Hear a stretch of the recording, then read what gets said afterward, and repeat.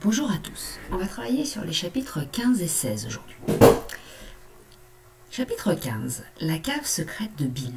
Maître Renard examina le mur avec attention. Il vit que le ciment entre les briques était vieux et s'effritait. Aussi, il fit bouger une brique sans trop de difficulté et l'enleva. Soudain, de ce trou, surgit un petit museau pointu et moustachu. « Allez-vous-en, fit-il sèchement, vous ne pouvez pas rentrer, c'est privé. »« D'où Jésus ?» s'écria Blaireau. « Rat ! Tu as du toupet, animal, dit Maître Renard. J'aurais dû deviner qu'on te trouverait bien par ici. Allez, oust, hurlait le rat, du balai, c'est ma propriété privée. Tais-toi, dit Maître Renard, je ne me tairai pas, vociférait le rat. C'est mon domaine, j'y suis venu le premier. Maître Renard sourit. Ses dents étincelaient. Mon cher rat, dit-il, je suis un renard affamé et si tu ne files pas en vitesse, je ne ferai qu'une bouchée de toi. Ça marcha. Le rat disparut de leur vue en un clin d'œil. Maître Renard éclata de rire et se mit à enlever d'autres briques du mur. Quand il eut agrandi le trou, il s'y glissa, suivi par Blaireau et le petit Renardeau. Il se trouvait dans une vaste cave humide et sombre. « C'est ça » s'écria Maître Renard. « Quoi » dit Blaireau. « L'endroit est vide. Où sont les dindes ?» demanda le plus petit Renardeau, les yeux écarquillés dans l'obscurité. « Je croyais que Bin élevait des dindes. »« Il en élève, dit Maître Renard, mais nous n'en cherchons pas maintenant, nous avons de quoi manger en quantité. Alors de quoi avons-nous besoin, papa ? Regarde bien autour de toi, dit Maître Renard. Tu ne vois pas qui t'intéresse ?»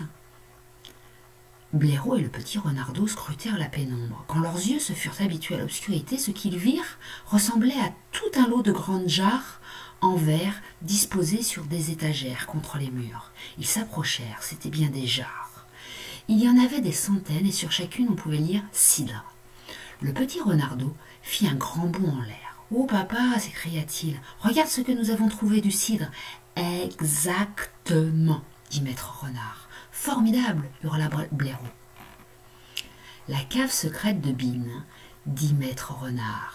« Mais allez-y prudemment, mes amis, pas de bruit, cette cave est juste sous la ferme. »« Le cidre est particulièrement bon pour les blaireaux, dit Blaireau. Nous le prenons comme remède. Un grand verre 3 fois par jour au repas et un autre au coucher. »« Cela transformera le festin en banquet, dit Maître Renard. » Pendant qu'il parlait, le petit Renardeau avait pris une jarre sur une étagère et il avait bu une gorgée. « Ouh !» dit-il, haletant. « Waouh !» Vous avez deviné qu'il ne s'agissait pas du cidre ordinaire, léger et pétillant que l'on achète dans les magasins. C'était du vrai, du cidre maison, de l'alcool fort qui vous brûlait la gorge et vous enflammait l'estomac. « Ah !» faisait le petit Renardeau, le souffle coupé. « Ça suffit comme ça, dit Maître Renard en lui arrachant la jarre et en la portant à ses lèvres. Il prit une formidable gorgée. « C'est miraculeux, chuchota-t-il en essayant de retrouver sa respiration. C'est fabuleux, c'est magnifique. À mon tour, dit Blaireau en prenant la jarre et en renversant la tête en arrière. Le cidre gargouillait et glougloutait en coulant dans sa gorge. C'est comme de l'or fondu, souffla-t-il. Oh, mon vieux renard, c'est comme boire des rayons de soleil et des arcs-en-ciel. Vous marchez sur mes plates-bandes, hurla le rat. Posez-moi ça tout de suite, il ne va plus m'en rester. Le rat était perché sur la plus haute étagère de la cave, les observant derrière une énorme jarre. Dans le col de la jarre, il y avait un petit tuyau de caoutchouc qu'il utilisait pour aspirer le cidre. « Tu es saoul !» dit Maître Renard. « Occupe-toi de tes affaires, vociféra le rat. Grosse brute épaisse, si vous venez ici faire la foire, nous nous ferons tous prendre. Filez et laissez-moi siroter mon cidre tranquillement. » À ce moment, ils entendirent une voix de femme qui appelait à grands cris dans la maison au-dessus. « Dépêchez-vous d'aller prendre ce cidre, ma belle, » disait-elle. « Vous savez que Monsieur Bin n'aime pas qu'on le fasse attendre, surtout après avoir passé toute la nuit sous une tente. » Les animaux en eurent froid dans le dos. Ils s'immobilisèrent, oreilles dressées, corps tendus. Puis ils entendirent le bruit d'une porte qui s'ouvrait. La porte était en haut d'un escalier de pierre qui menait à la cave. Et maintenant, quelqu'un commençait à descendre les marches. Chapitre 6, la femme. « Vite !» dit Maître Renard, « cachons-nous !» Blaireau, le petit Renardeau, et lui bondirent sur une étagère et se tapirent derrière une rangée de grosses jarres de cidre. En regardant la dérobée, ils virent une énorme femme qui descendait l'escalier. En bas des marches, elle fit halte, regardant à gauche et à droite, puis elle se tourna et se dirigea directement vers l'endroit où se cachait Maître Renard, Blaireau et le petit Renardeau. Elle s'arrêta juste en face d'eux. La seule chose qui les séparait était une rangée de jarres. La femme était si près que Maître Renard pouvait entendre le bruit de sa respiration. Il risqua un coup d'œil entre deux bouteilles et remarqua qu'elle avait un rouleau à pâtisserie à la main. « Combien en veut-il, cette fois, Madame Bean » hurla la femme, et du haut des marches, l'autre voix répondit. « Montez 2 ou 3 jarres. Hier, il en a bu 4, Madame Bean. Oui, mais il n'en veut pas autant aujourd'hui parce qu'il ne va plus rester là-bas que quelques heures. Il dit que le renard sortira sûrement ce matin. Il ne peut pas rester un jour de plus dans ce trou sans manger. » Dans la cave, la femme étendit les bras et souleva une jarre. Il ne restait plus qu'une jarre entre la femme et celle derrière laquelle se cachait Maître Renard. « Je me réjouirai quand cette sale bête sera tuée et pendue à la porte d'entrée, cria-t-elle. Et à propos, Madame Bean, votre mari m'a promis la queue en souvenir. La queue a été mise en pièces par les balles, dit la voix du dessus. Vous ne le saviez pas? Elle est donc perdue? Bien sûr qu'elle est perdue. Ils ont tiré sur la queue, mais ils ont raté le renard. Oh zut, dit la grosse femme. Je voulais tant cette queue. Vous aurez la tête à la place, ma belle. Vous pourrez la faire empailler et l'accrocher au mur de votre chambre. Maintenant, dépêchez-vous avec ce cidre. Oui, madame, je viens, dit la grosse femme, et elle prit une deuxième jarre sur l'étagère. Si elle en prend une autre, elle va nous voir, pensa Maître Renard. Il sentit le corps du petit renardeau serré étroitement contre lui, tremblant de peur. Est-ce que 2, ce sera assez, Madame Bean, ou dois-je en prendre 3? Mon Dieu, ma belle, ça m'est égal du moment que vous vous pressez. Alors va pour 2, se dit l'énorme femme en elle-même. De toute façon, il boit trop. Portant une jarre dans chaque main et serrant le rouleau à pâtisserie sous son bras, elle traversa la cave. Au bas de l'escalier, elle fit halte et regarda autour d'elle en reniflant. « Il y a encore des rats ici, Madame Bean, je les sens. Alors empoisonnez-les, ma brave, empoisonnez-les.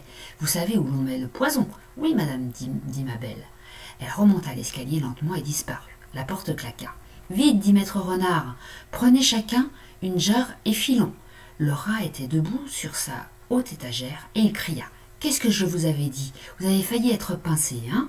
Vous avez failli me vendre la mèche. Décampez maintenant. Je ne veux plus vous voir dans les parages. C'est mon domaine. Toi, dit Maître Renard, tu finiras empoisonné. Fadaise, dit le rat, je la vois mettre le poison de mon perchoir. Elle ne mourra jamais. » Maître Renard, Blaireau et le petit renardeau saisirent chacun une jarre et ils traversèrent la cave en courant. « Salut, renard !» lancèrent-ils en disparaissant par le trou du mur. « Merci pour ce cidre délicieux. Voleur !» hurlait le rat. « Pilleur, bandit, détrousseur !» Maintenant, on va se pencher sur la série de questions concernant les chapitres qu'on vient de lire, c'est-à-dire les chapitres 15 et 16. Première question. À qui appartient le petit museau noir, pointu et moustachu? Il appartient au rat. On va aller voir dans le texte où on trouvait cette réponse. Soudain, de ce trou surgit un petit museau pointu et moustachu. « D'où Jésus !» s'écria Blaireau. « Rat !» Donc c'est le rat. Il reconnaît le rat. C'est Blaireau qui reconnaît le rat. Que contiennent les jarres que découvrent nos 3 visiteurs? Elles contiennent du cidre. On va aller voir, on va aller chercher dans le texte où on trouvait cette réponse. C'était dans le chapitre 15. C'était bien des jarres. Il y en avait des centaines et sur chacune on pouvait lire cidre.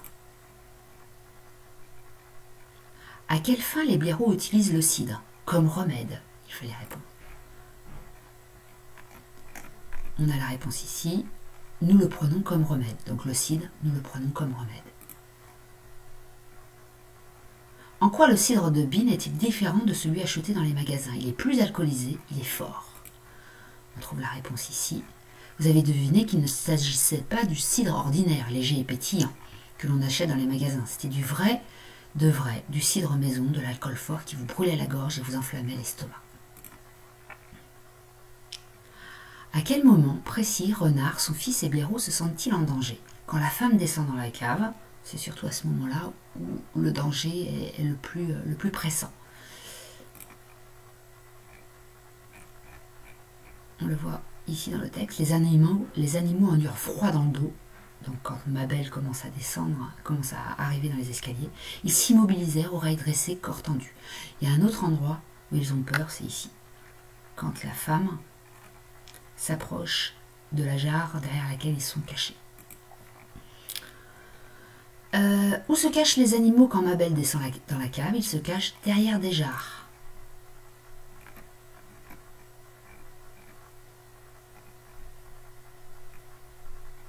Blaireau, le petit renardou et lui bondirent sur une étagère et se tapirent, c'est-à-dire se cachèrent, derrière une rangée de gros jarres de cidre.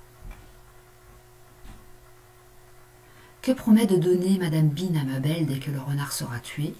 Elle lui promet de lui donner la tête. Vous aurez la tête à la place. C'est indiqué dans cette partie-là. Effectivement, la queue n'est plus disponible, donc elle aura la tête. Que serre Mabel sous son bras quand elle remonte l'escalier? Elle serre un rouleau à pâtisserie. On le voit ici. Serrant le rouleau à pâtisserie sous son bras, elle traversa la cave. Et remonte du coup par les escaliers. Complète la bulle avec les injures hurlées par le rat quand Renard, son fils, et Blaireau quittent la cave, voleurs, pilleurs, bandits, détrousseurs. C'est à la fin du chapitre 16 qu'on peut le lire. Voleurs, hurlait le rat, pilleurs, bandits, détrousseurs. Les homonymes. Ce sont des noms qui se prononcent de la même façon mais qui n'ont pas le même sens. Donc là, on va en découvrir. Ils n'ont pas forcément non plus la même orthographe. Ils peuvent avoir la même ou pas. Des jarres en verre étaient disposées sur des étagères. Des jarres, ce sont des récipients, ce sont des contenants dans lesquels on peut mettre quelque chose, un liquide. Buns élève des oies. Quel nom donne-t-on au mâle de l'oie? Donc là, il fallait répondre que le mâle de l'oie, d'une oie, c'est un jar. Et ça s'écrit J-A-R-S. Les mots jar, donc dans lesquels on peut mettre des liquides, ou jar, le mâle de l'oie, ce sont des homonymes. On entend les mêmes sons. Ils ne s'orthographient, eux, pas de la même manière, et ils ne veulent surtout pas dire la même chose. Les expressions suivantes relevées dans les chapitres 15 et 16 appartiennent au langage courant ou familier. Donc au langage familier, il fallait classer avoir du toupet, du balai, faire la foire, vendre la mèche, et dans la rubrique langage courant, on pouvait y mettre scruter la pénombre, éclater de rire, scruter la pénombre, je l'ai mis 2 fois, pardon, avoir froid dans le dos, regarder à la dérobée, et se faire pincer dans le langage familier. Réponds. Vous marchez sur mes plates-bandes, ça signifie faire concurrence à quelqu'un, entrer en compétition. Cette expression est employée au sens figuré. Voilà pour la correction de cette partie-là. Merci de votre attention.